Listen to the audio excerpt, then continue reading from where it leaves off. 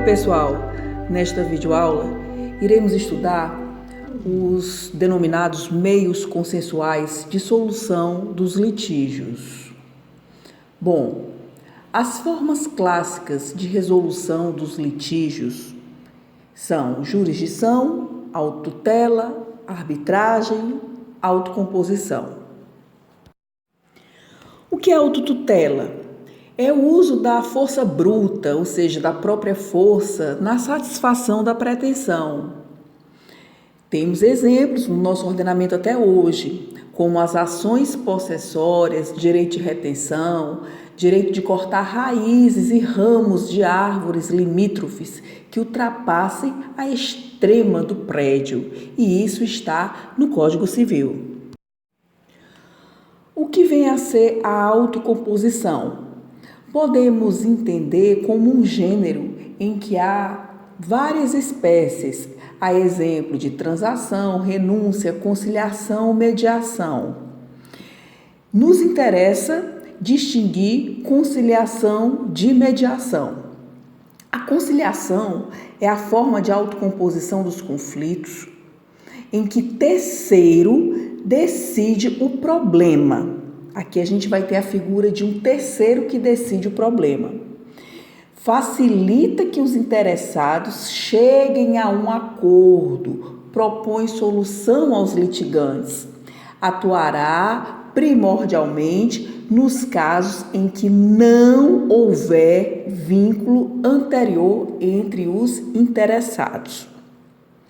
Já na mediação é um pouquinho diferente, em que pese também ser uma forma de autocomposição de conflitos. Aqui há uma facilitação para que as próprias partes cheguem a um consenso.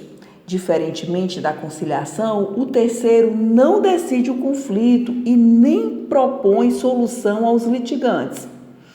Esse terceiro atuará preferencialmente nos casos em que houver vínculo anterior entre as partes. Tanto na conciliação como na mediação, as ideias básicas consistem na liberdade de definição do procedimento. Aqui tem a figura das técnicas negociais. Aqui precisa de um ambiente favorável à autocomposição. E a regra é a confidencialidade, ou seja, sigilo. Conciliação, mediação, arbitragem é o que a doutrina moderna chama de justiça multiportas, o centro abrangente de justiça, ideia que remonta ao professor Frank Sander, da Faculdade de Direito de Harvard, isso na década de 70, mais precisamente pós-meados da década de 70. São outras possibilidades de pacificação das chamadas relações sociais. E tanto na conciliação, como na mediação, como na arbitragem, o que se espera é uma atuação com imparcialidade desse conciliador, desse mediador ou desse árbitro. Tudo isso a serviço da pacificação das relações sociais. A Lei 9307/96 trata da arbitragem. É bom dizer que essa lei recentemente foi alterada pela Lei 13.129/2015. A arbitragem pressupõe pessoas capazes de contratar. Essas pessoas poderão se valer dessa técnica para dirimir conflitos relativos a direitos patrimoniais disponíveis. Interessante dizer que a administração pública, tanto a direta como a indireta, o poder público poderá sim se utilizar da arbitragem para dirimir conflitos relativos a direitos patrimoniais disponíveis, ou seja, a arbitragem na seara do setor público está a serviço da efetivação do interesse público secundário da Fazenda Pública. E olha que interessante a Lei 13.140/2015, artigo 32. A União, os Estados, o DF e os municípios poderão criar câmaras de prevenção e resolução administrativa de conflitos no âmbito dos respectivos órgãos da advocacia pública. Nesse teatro de operações, o sigilo é relevante e isso está positivado no novo Código de Processo Civil. Olha o que dispõe o 166, parágrafo 1º. A conciliação e a mediação são informadas pelos princípios da independência, da imparcialidade, da autonomia da vontade, da confidencialidade, da oralidade, da informalidade e da decisão informada. A confidencialidade estende-se a todas as informações produzidas no curso do procedimento, cujo teor não poderá ser utilizado para fim diverso daquele previsto por expressa deliberação das partes. A regra é o sigilo, porém pode ser mitigada. Em que situações? Se as partes concordarem expressamente, se a lei demandar divulgação, se a divulgação for necessária ao cumprimento de acordo, se a informação for relacionada a crime de ação penal pública em favor do fisco, informações necessárias ao pagamento da tributação. A lei traz a figura das sessões privadas para negociação. O que é isso? A possibilidade do mediador marcar reuniões apenas com uma das partes. Artigo 31 da 13140. Será confidencial a informação prestada por uma parte em sessão privada, não podendo o mediador revelá-la às demais, exceto se expressamente autorizado. Outro dispositivo bem importante do novo CPC é o artigo 166, parágrafo 2º, que versa sobre a vedação de testemunhar por parte do conciliador e mediador. Olha só, a conciliação e a mediação são informadas pelos princípios da independência, da imparcialidade, da autonomia da vontade, da confidencialidade, da oralidade, da informalidade e da decisão informada. Parágrafo 2º. Em razão do dever de sigilo inerente às suas funções, o conciliador e o mediador, assim como os membros de suas equipes, não poderão divulgar ou depor acerca de fatos ou elementos oriundos da conciliação ou da mediação. Vejamos agora como o novo Código de Processo Civil estimula a solução consensual dos conflitos. Esse assunto está em seu artigo 3º. Não se excluirá da apreciação jurisdicional ameaça ou lesão a direito. Parágrafo 1º. É permitida a arbitragem na forma da lei. Parágrafo 2º. O Estado promoverá, sempre que possível, a solução consensual dos conflitos. Parágrafo 3º.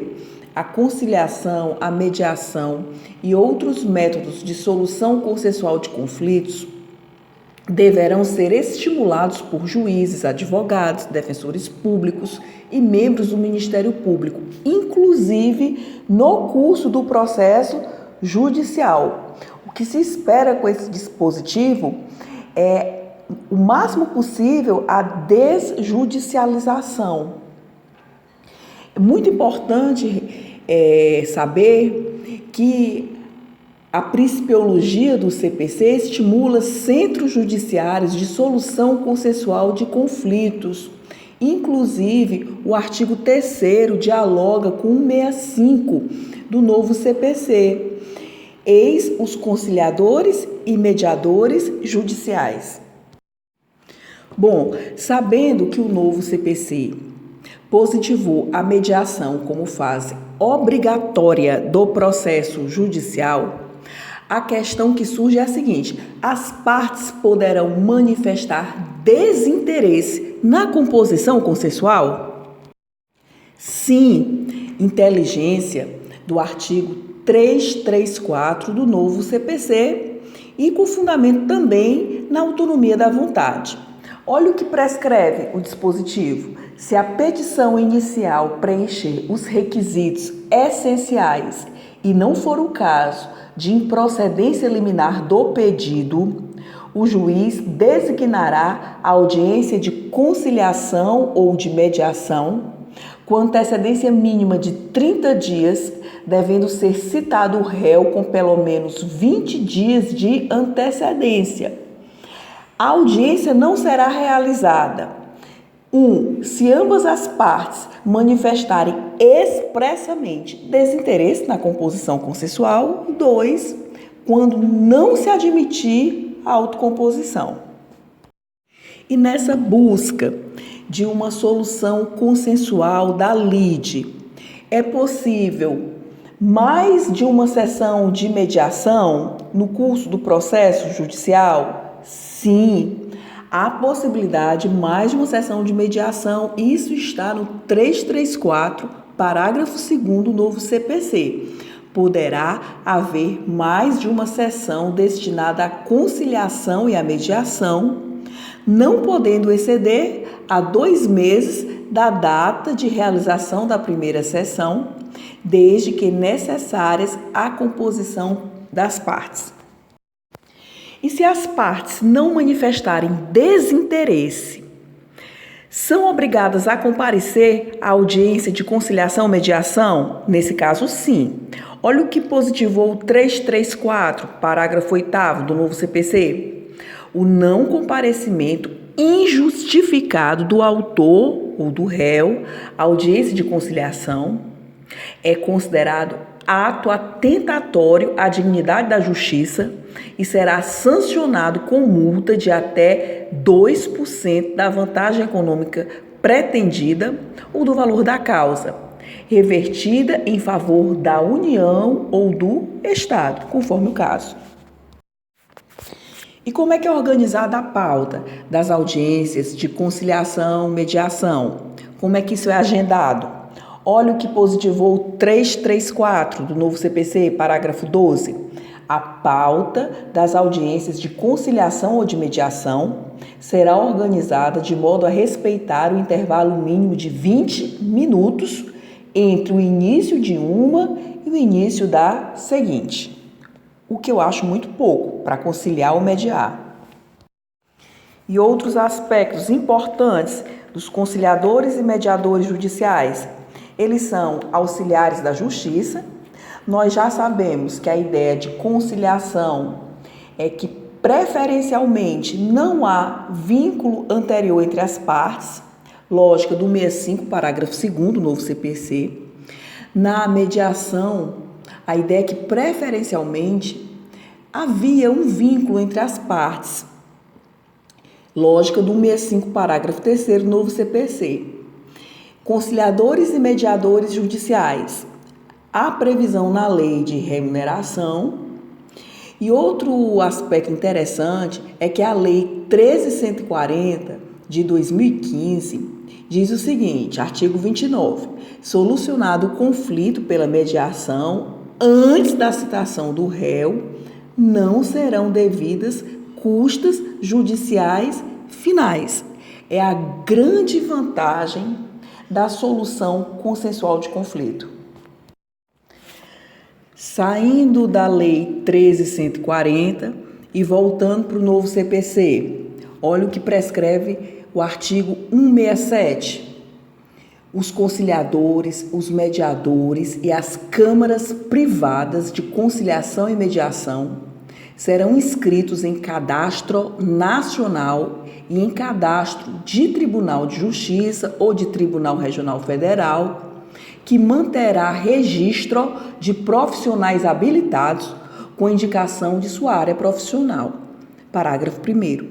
Preenchendo o requisito da capacitação mínima por meio de curso realizado por entidade credenciada, conforme parâmetro curricular definido pelo Conselho Nacional de Justiça, em conjunto com o Ministério da Justiça, o conciliador ou mediador com respectivo certificado, poderá requerer sua inscrição no Cadastro Nacional e no Cadastro de Tribunal de Justiça ou de Tribunal Regional Federal. Eis aí um valioso nicho de mercado. Importante, a mediação se aplica a direitos disponíveis e a direitos indisponíveis que admitam transação. Direitos indisponíveis que admitam transação necessitam de homologação judicial com prévia oitiva ministerial, até porque nesse caso é um direito indisponível, em que pese a possibilidade de transação.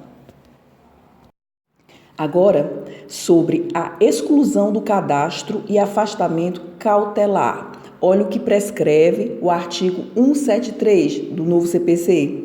Será excluído do cadastro de conciliadores e mediadores aquele que 1. Agir com dolo ou culpa na condução da conciliação ou da mediação sob sua responsabilidade ou violar qualquer dos deveres decorrentes do artigo 65, parágrafos 1º e 2º. 2. Atuar em procedimento de mediação ou conciliação apesar de impedido ou suspeito. Parágrafo 1º.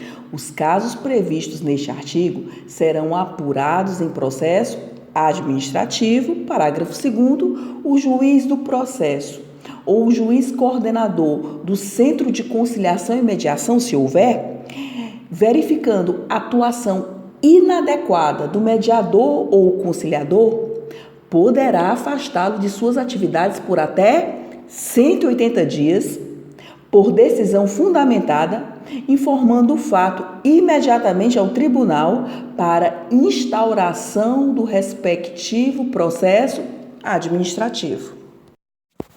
Saindo do processo judicial e retomando a seara administrativa, nova possibilidade se abre para os órgãos e entidades do setor público. Eles poderão criar câmaras de mediação para resolução de conflitos. A ideia é a desjudicialização. A ideia é que o problema seja resolvido consensualmente, por diálogo. A ideia é que nem seja instaurado processo judicial. Tomara que vinguem essas câmaras de mediação no âmbito do setor público. E olha que novidade boa! Mediação pela internet. Artigo 46 da Lei 13.140. A mediação poderá ser feita pela internet ou por outro meio de comunicação que permita a transação à distância, desde que as partes estejam de acordo. Parágrafo único. É facultado à parte domiciliada no exterior submeter-se à mediação segundo as regras estabelecidas nesta lei. Agora, coloquemos tete a tete os mediadores extrajudiciais e os judiciais, à luz da Lei 13.140/2015. Vamos lá. Artigo 9º. Poderá funcionar como mediador extrajudicial qualquer pessoa capaz que tenha a confiança das partes e seja capacitada para fazer mediação, independentemente de integrar qualquer tipo de conselho, entidade de classe ou associação, ou nele inscrever-se. Artigo 11. Poderá atuar como mediador judicial a pessoa capaz, graduada há pelo menos 2 anos em curso de ensino superior de instituição reconhecida pelo Ministério da Educação e que tenha obtido capacitação em escola ou instituição de formação de mediadores reconhecida pela Escola Nacional de Formação e Aperfeiçoamento de Magistrados ou pelos tribunais, observados os requisitos mínimos estabelecidos pelo CNJ em conjunto com o Ministério da Justiça. Portanto, os requisitos para a pessoa ser mediador judicial são requisitos bem mais rígidos do que para ser mediador extrajudicial. Na mediação extrajudicial, Os interessados devem escolher livremente o mediador. Já na judicial, há um probleminha aí. É preciso de quê? De cadastro nacional, mais cadastros de cada tribunal com os nomes dos mediadores, e isso não é o problema exatamente, o problema vem agora. Pelo novo CPC, as partes poderão escolher o conciliador ou mediador, mas pela Lei 13.140, os mediadores não poderão ser escolhidos pelas partes. E como é que é operacionalizado o convite para os fins de mediação extrajudicial? Olha o que prescreve o artigo 21 da 13.140. O convite para iniciar o procedimento de mediação extrajudicial poderá ser feito por qualquer meio de comunicação e deverá estipular o escopo proposto para a negociação, a data e o local da primeira reunião. O convite formulado por uma parte à outra considerar-se-á rejeitado se não for respondido em até 30 dias da data do seu recebimento. Portanto, a resposta ao convite para mediação extrajudicial, ela é fundamental. Repetindo, o convite formulado por uma parte à outra considerar-se-á rejeitado se não for respondido em até 30 dias. O silêncio deve ser lido como rejeição. E como é que fica a assistência por advogado ou defensor público em relação à mediação extrajudicial? Olha o que prescreve o artigo 10 da 13.140. As partes poderão ser assistidas por advogados ou defensores públicos. Parágrafo único. Comparecendo uma das partes acompanhada de advogado ou defensor público, o mediador suspenderá o procedimento até que todas estejam devidamente assistidas. Isso é para assegurar a chamada paridade de armas. Atenção, na mediação judicial, as partes deverão ser acompanhadas por advogado e defensor público, mas aqui vai ter uma exceção. No caso dos juizados especiais, que são regidos por leis específicas, que são a 9099, no caso dos juizados estaduais, e a 10.259, no caso dos juizados especiais federais. Outro assunto interessante é o prazo para iniciar o procedimento arbitral ou ação judicial, conforme o caso. Olha o que prescreve o artigo 23. Se, em previsão contratual de cláusula de mediação, as partes se comprometerem a não iniciar procedimento arbitral ou processo judicial durante certo prazo ou até o implemento de determinada condição, o árbitro ou juiz suspenderá o curso da arbitragem ou da ação pelo prazo previamente acordado ou até o implemento dessa condição. O disposto no caput não se aplica às medidas de urgência em que o acesso ao Poder Judiciário seja necessário para evitar, claro, o perecimento de direito. Bom, retomando a problemática da arbitragem no âmbito do poder público. Sabemos que isso é possível desde que em jogo interesses transacionáveis e disponíveis. Quando estamos a falar de arbitragem no âmbito do poder público, estamos a falar não do interesse público primário, mas do interesse público secundário, da administração pública, da hacienda pública. Ou seja, estamos a falar, como eu já disse, de interesses transacionáveis e disponíveis. Por quê? Porque a arbitragem é uma jurisdição privada, é uma técnica de solução de conflitos em que os atores sociais aceitam ser o litígio decidido por terceira pessoa a princípio da confiança, uma pessoa com expertise no assunto. A ideia é essa, é trazer para solução uma pessoa que tenha condição de decidir com expertise.